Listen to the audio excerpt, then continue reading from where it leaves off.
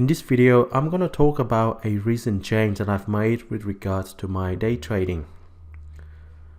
The strategy has remained the same, nothing has changed in terms of how I choose the currency pair to trade and the direction of the trade, but I am doing that on a much larger time frame. Previously, I was using the daily chart to do my analysis to find the currency pairs that I would like to be trading, as well as the direction of the trade that I want to take. Now I'm using a higher time frame, the weekly chart instead of the daily chart for analysis. The trading time frame itself has also moved up. Previously, I was looking at the 15 minutes or the 30 minutes chart to take the trade itself. Now trade will be taken on the daily chart. I've even created a little visual representation of the strength or weakness for a particular currency pair on a particular day itself. So what you see at the bottom half of my screen are these little green and red bars. So green bar means buyers in control. The bigger the bars, the stronger the strength for buyers are. And conversely, red bars are for sellers in control. The longer the bars, the more strength sellers had on this particular day.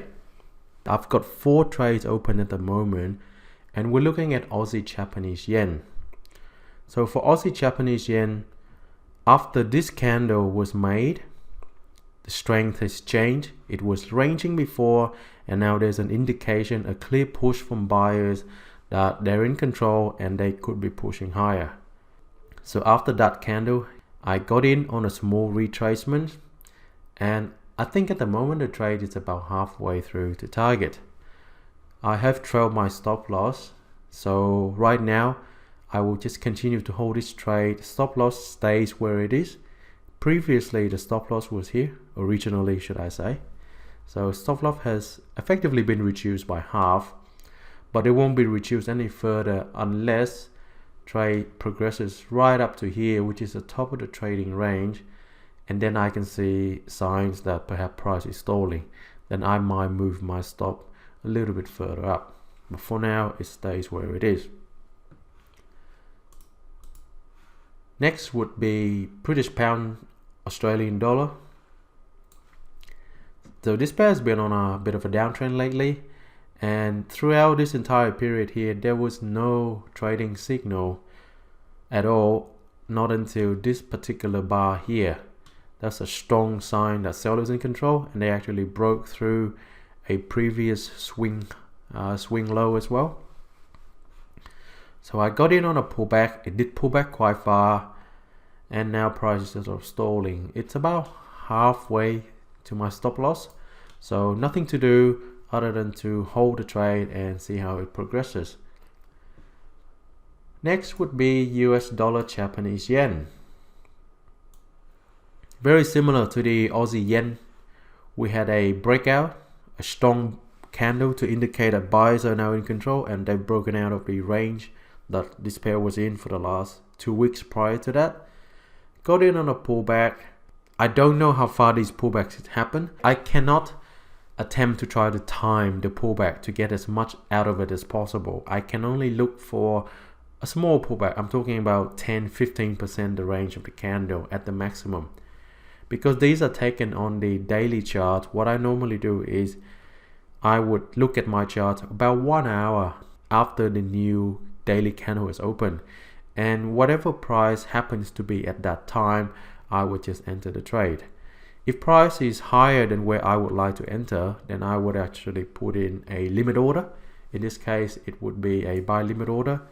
Fortunately for me, for this trade, price came back down, filled that order, and now it's just sitting slightly above where I'm entering. Target for this trade is actually quite high. It's a lot further than the previous swing high.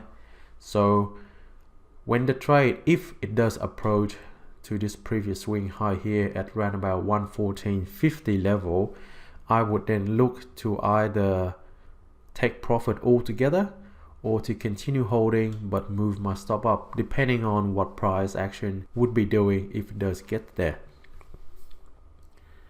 So I do have a small element of discretion about how I manage this trade, but they all have to be done on a daily candle basis. I cannot drop down to the smaller time frame looking for reasons to manage my trade. The trade was taken on daily chart, so it has to be managed on daily chart.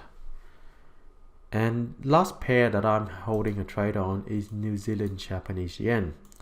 I'm quite exposed to the Japanese yen at the moment, but I'm prepared to take that risk because there's weakness in the Japanese yen, so why not trade against it?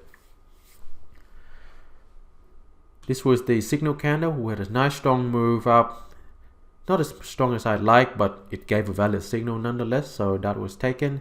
Got in on a pullback on this candle here, and price has done quite well. It reached quite far last Friday, almost as high as, actually it went higher than the previous high on the range.